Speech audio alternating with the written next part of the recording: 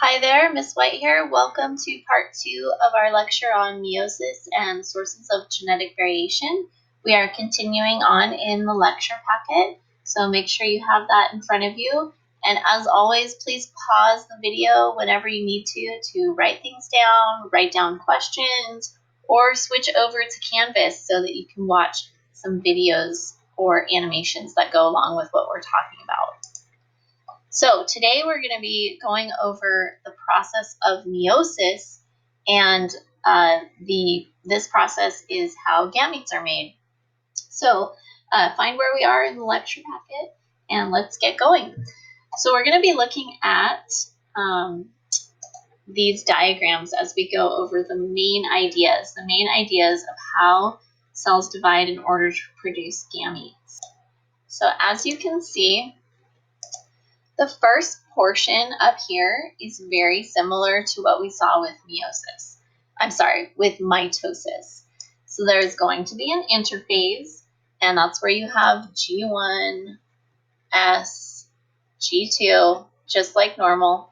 The main thing being that you get replicated chromosomes, so that happens during S phase.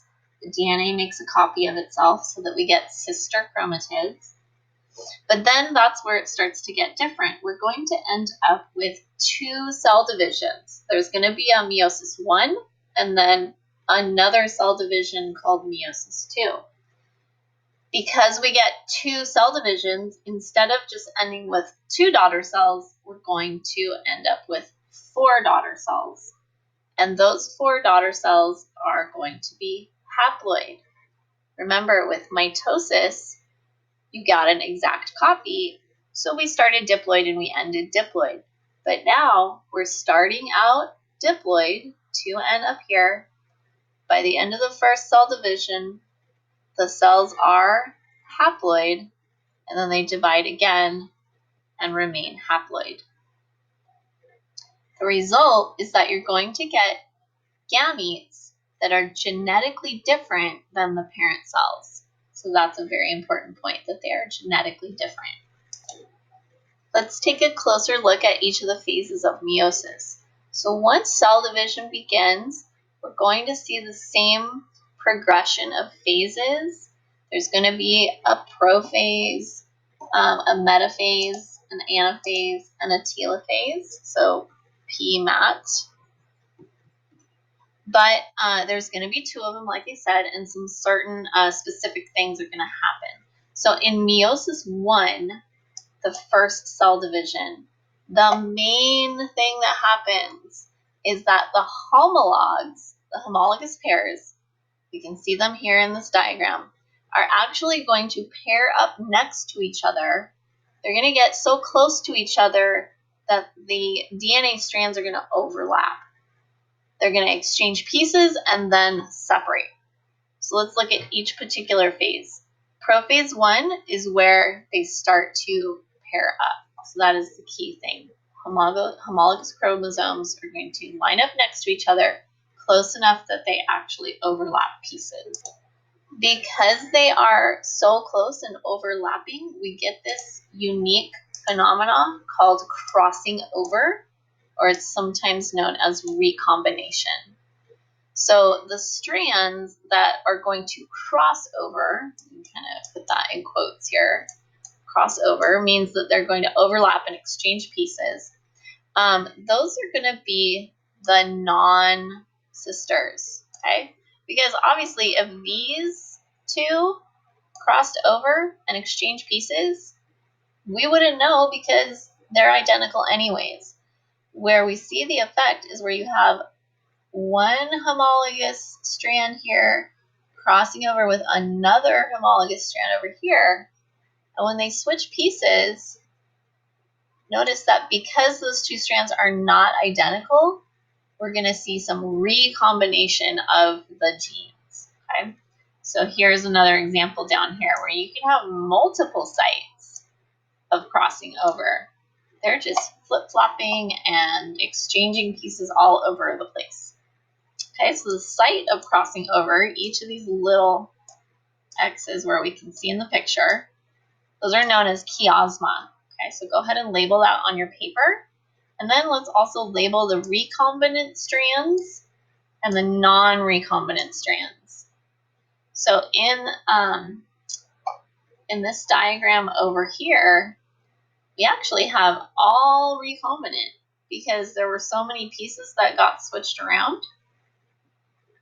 Okay, there's all recombinant strands in that diagram. Over here in this diagram, it's already labeled for you. You can see that if there's a strand that did not get involved in the crossing over, it remains the same as the parent. So that's known as a non-recombinant strand. If it is different genetically than the parent strand, it's going to be known as a recombinant strand because there's a new combination of genes. One thing to emphasize here about crossing over is that it is a completely random process.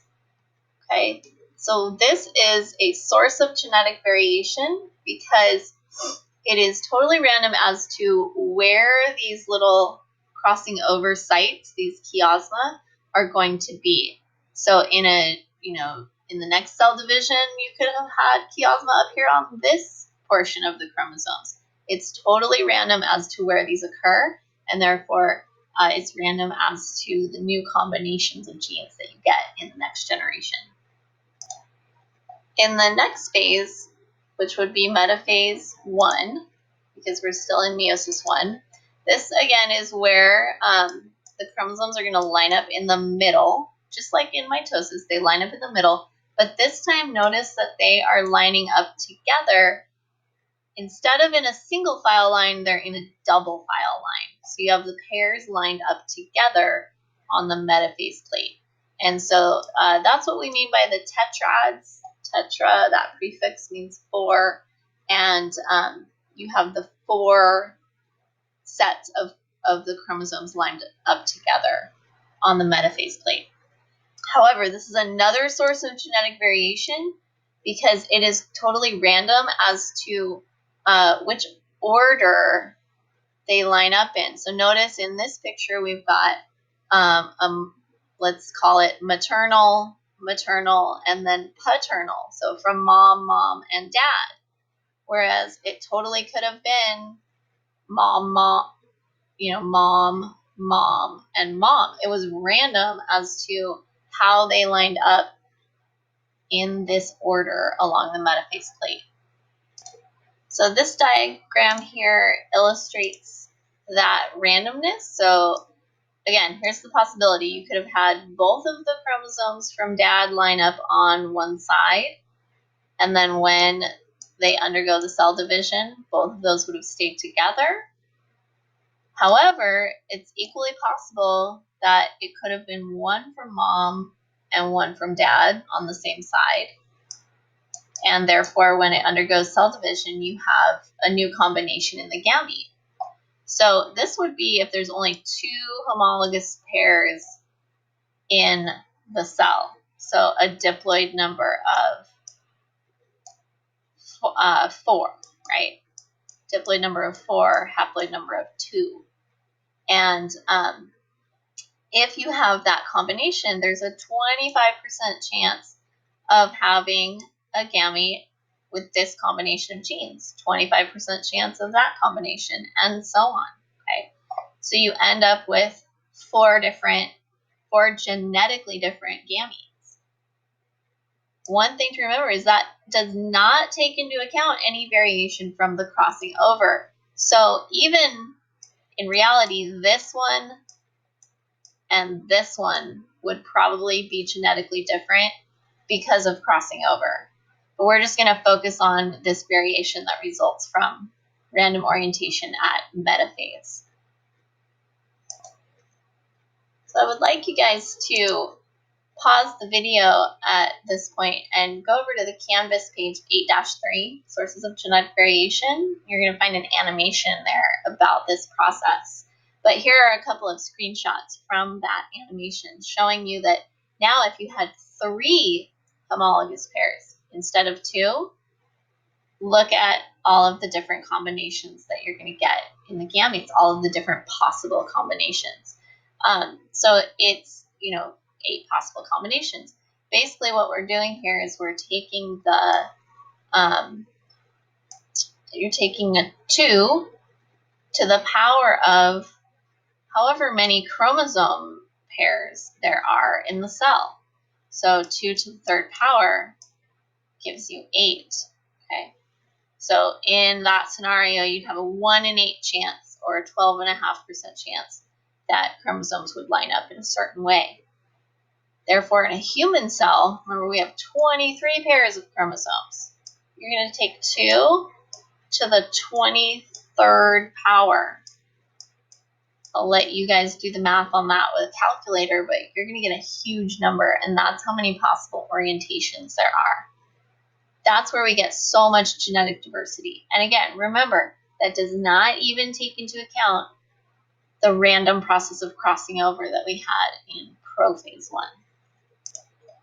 The next phase is anaphase, just like the same sequence we saw in mitosis. So now we're going to have the chromosomes move apart. So A for anaphase, A for apart.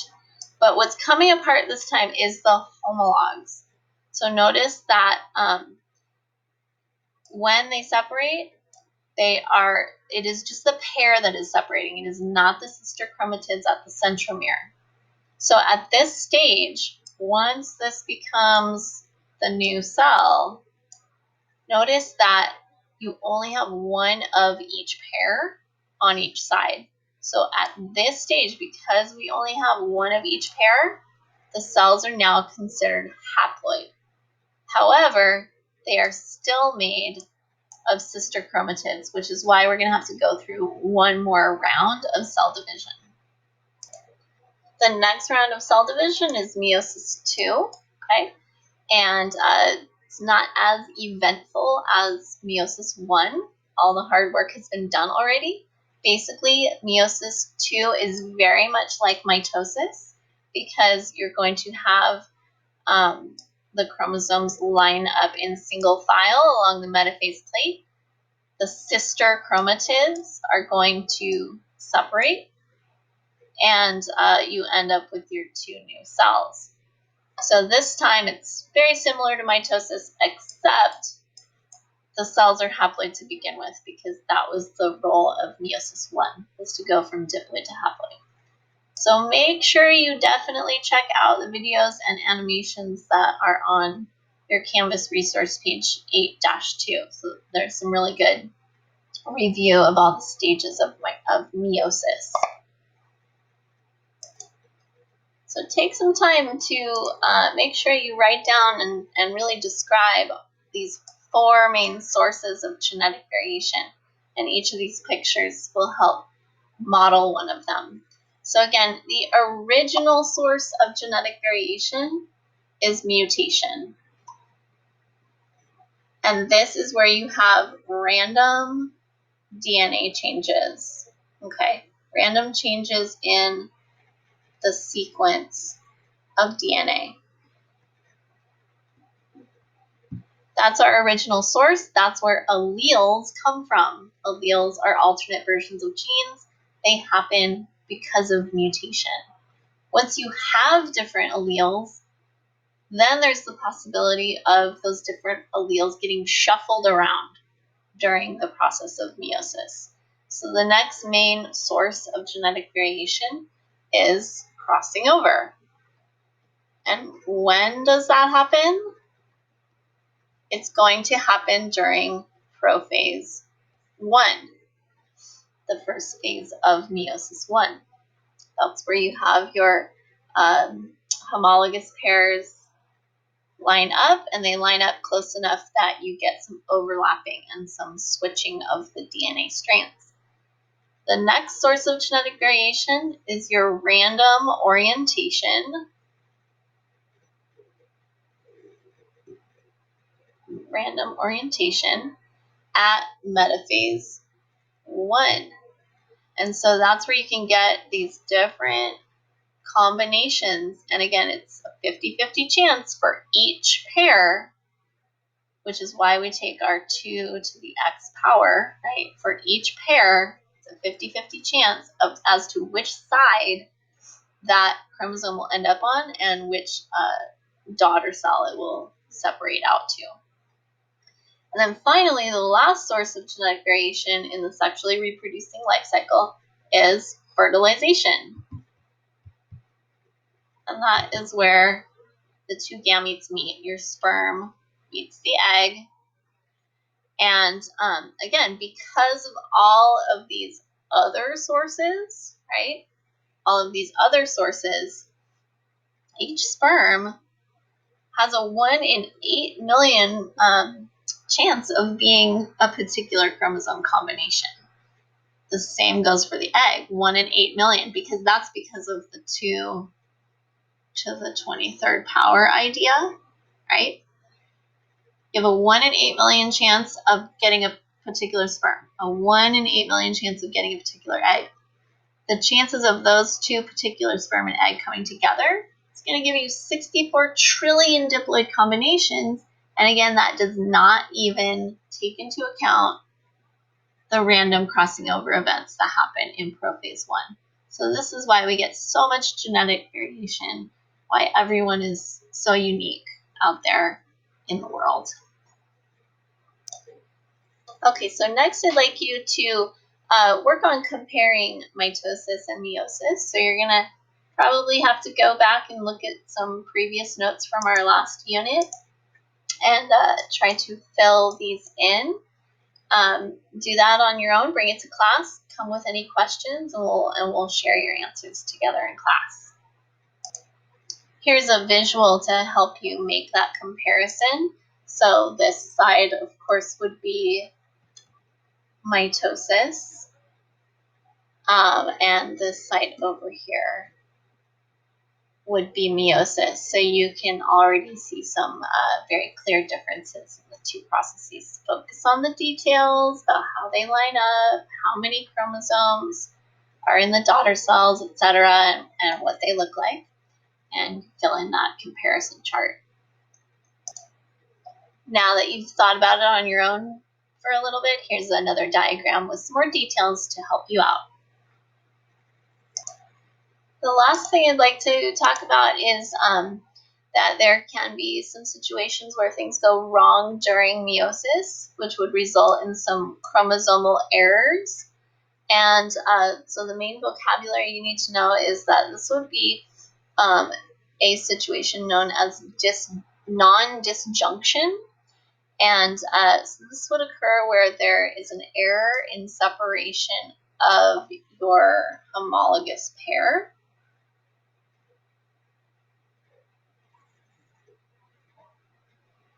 As you can see there in meiosis 1, that homologous pair failed to separate, or it could be a failure to separate of the sister chromatids.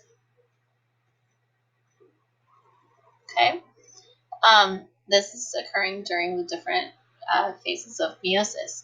So as you can see, if you have a non-disjunction event in meiosis 1, it's actually going to affect all of the gametes. You would either have gametes that have too many chromosomes or gametes that have too few. So 100% of gametes are affected.